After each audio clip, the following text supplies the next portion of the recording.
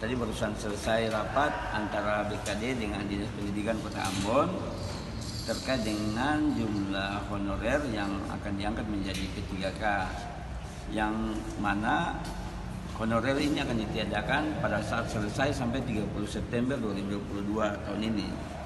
Jadi kami ingin mengkonfirmasi sebenarnya berapa besar jumlah P3K yang nanti akan diangkat atau yang honor yang dimajukan sebagai P3K dengan jumlah yang ada di Dinas Pendidikan. Karena kemarin ada data yang simpang siur yang tidak sama antara data dari Dinas Pendidikan dengan data yang ada di BKD.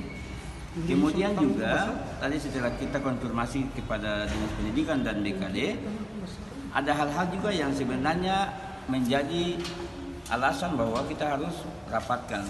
Pertama adalah terkait dengan masih ada guru-guru yang honor itu sudah kurang lebih 17 tahun, tapi sampai hari ini mereka belum diangkat menjadi P3K, gitu.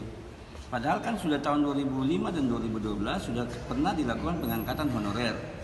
Kemudian lagi yang hari ini kita ingin tahu berapa besar tenaga honor baru yang baru diangkat setelah muncul aturan dari kementerian untuk dilakukan P3K.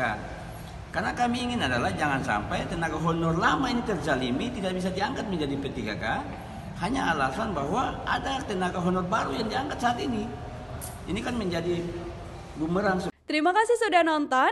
Jangan lupa like, subscribe, dan share ya.